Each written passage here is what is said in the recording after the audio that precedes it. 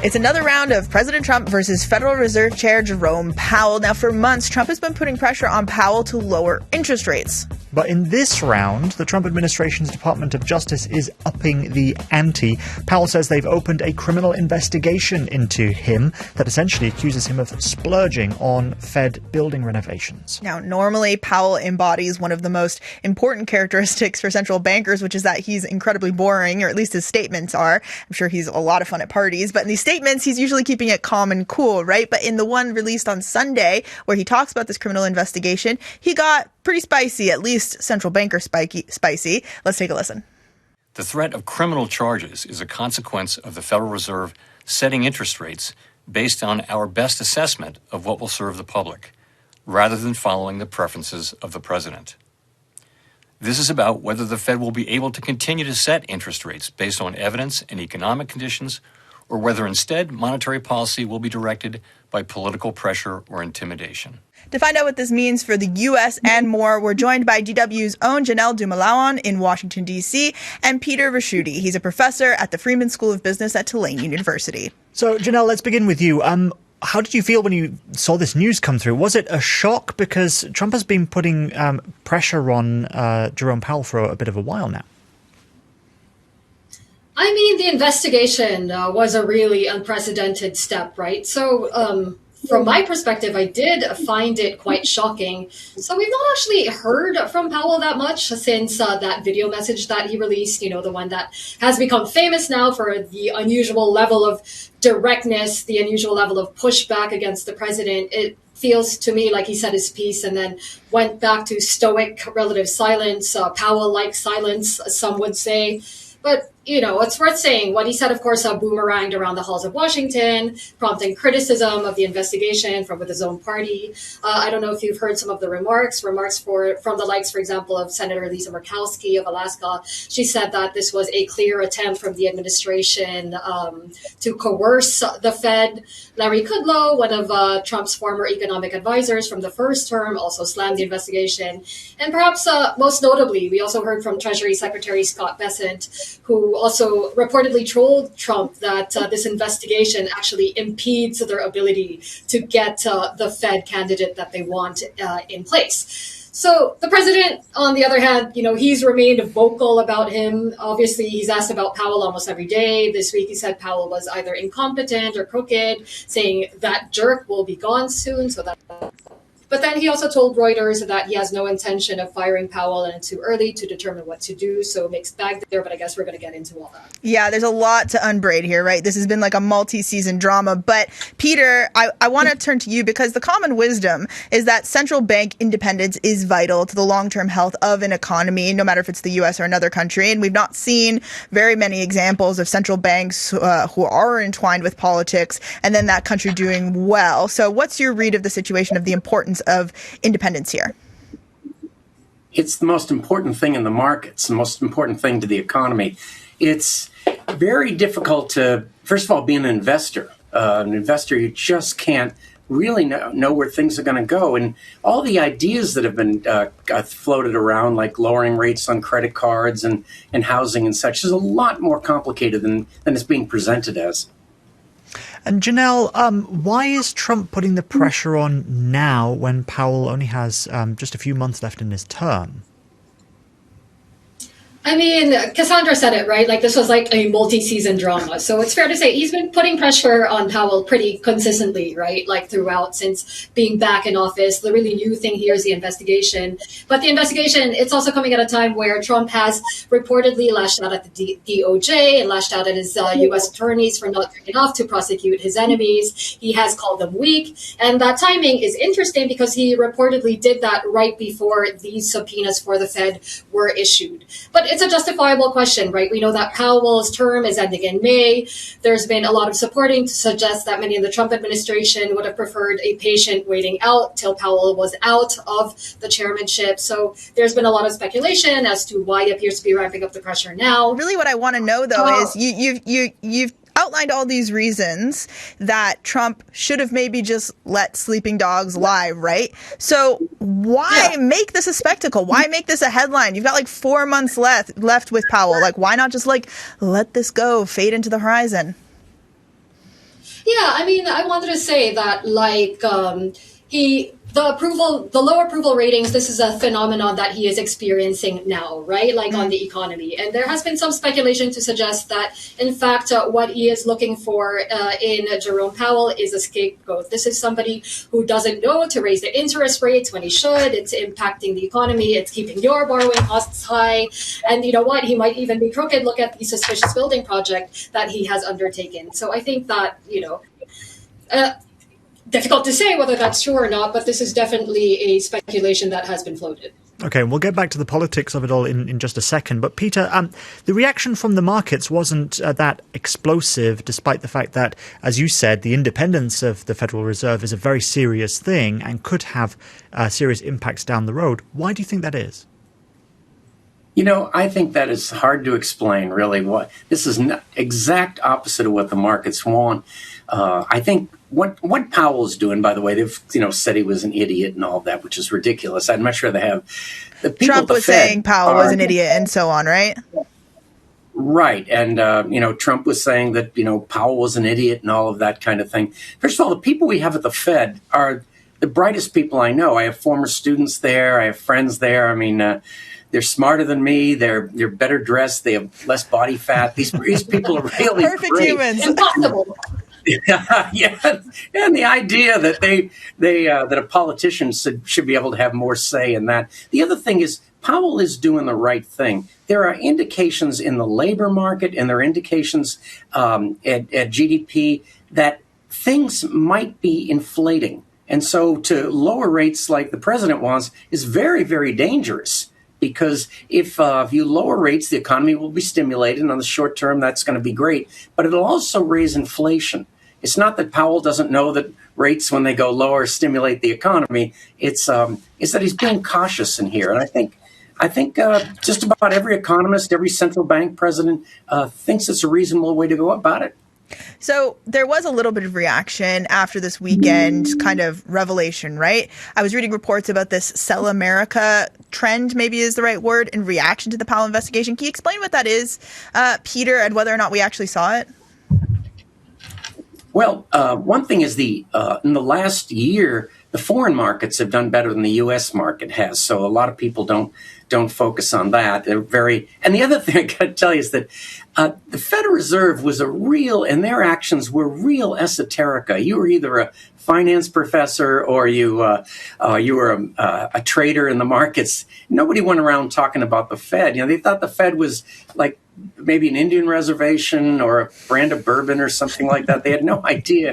And so it's just incredible. They did a poll a few months ago, said 80% of the people don't think the Fed's doing a good job. I mean, this is crazy. I mean, a lot of these people, couldn't plug in a toaster, and they're making indications about how the Fed's doing. So I don't know. And I think, what was mentioned a little bit earlier is it the Epstein files were starting to be released. There's a lot of pressure. The popularity rates would drop down, and certainly it's pushed it off the front page. Yeah, so kind of blame the bureaucrats, right?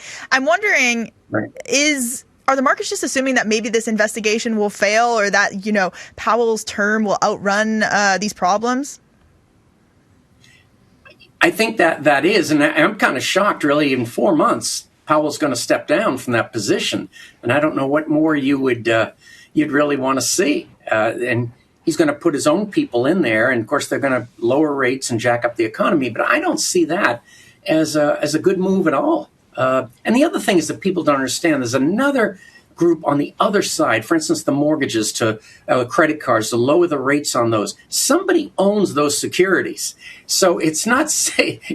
If you kept the existing securities, the mortgages, you might be all right for a bit. But this is a huge market that's on the edge of their seats. So I'm just thinking here, what would it take for investors to kind of really sit up and notice what's going on right now? Is what needs to happen for that to take place, for people to really be shocked by what's going on. Because the consequences of a Fed which is influenced heavily by politics, especially you could imagine further down the road progressing worse and worse, could have serious consequences for the economy, because you might not be able to trust what the Fed is saying. You might have to price in an inflation risk premium into your investments that you're doing. So what will it take for them to sit up and listen?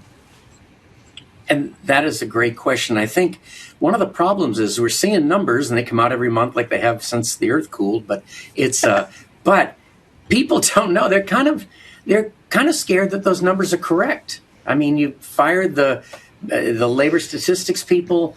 Wall Street's trying to take that over during the shutdown, but you just don't really know what those numbers are supposed to be. And so every month you get something out that pushes in different directions. If unemployment goes up, which it has been, that's a reason to lower short-term rates. And these rates, by the way, aren't 10-year; they're just overnight rates. And if you have the tariffs finally kick in, a lot of people say there's just ship after ship out in the ocean, and that those haven't come into the market yet, with the clothing and shoes and everything else. That's going to be very, very important. If it does raise inflation, the Fed really is in no position to lower interest rates.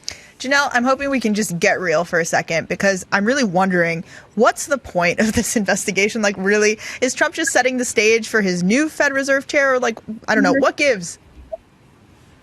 I mean, we've been real this whole time, Kassandra, first of all. But it really does look like this investigation is a new step in the pressure campaign against Powell, right? So just to get into it a little bit, I don't know if we want to do that, but briefly, this is about cost overruns for the renovation of the Fed complex. It's something like $700 million over budget. The price tag is something like $2.2 billion, which, to be fair, is very expensive. On the other hand, we are talking about very old buildings here, buildings that are more than 100 years old, and they have to take specific steps in order to preserve certain kind of features. But yeah, but there have been very few reactions to suggest that anyone is taking this at face value. It's really hard for observers to look at this and really see a case about potential fraud in building renovations, because Trump has so consistently put the heat on Powell in these past months. So we know for certain that this is the view that some in Congress have taken. I have alluded to that earlier. But you're asking if, this is the way for Trump to set the stage for his new Fed chair. Ironically, I think in doing this investigation, he's actually made that harder for himself. So we've heard reaction, for example, from Senator Thom Tillis of North Carolina. So he has said that he would block any sort of Trump nominee for the Fed until this matter is resolved. So that is certainly some pushback there. And I guess, that's important, because he is a swing vote on that banking committee that sort of oversees the Fed and approves central bank nominations. So in trying to clear the way for a more pliable Fed chair, perhaps, it looks like he dumped more obstacles in the way of that project. Right, but Janelle, if I had a nickel for every time a governor was leaned on by Trump last year, I would have 2 nickels, which isn't a lot, but it's weird that it's happened twice. The fact is, because he's also leaned... I'm glad you like that one. He's also... There's a case pending against board governor Lisa Cook as well, let's not forget, related to a mortgage that she took out. So what can you say about how unusual this kind of political pressure is? And we touched on it a bit. I think it's worth emphasizing. Yeah, so...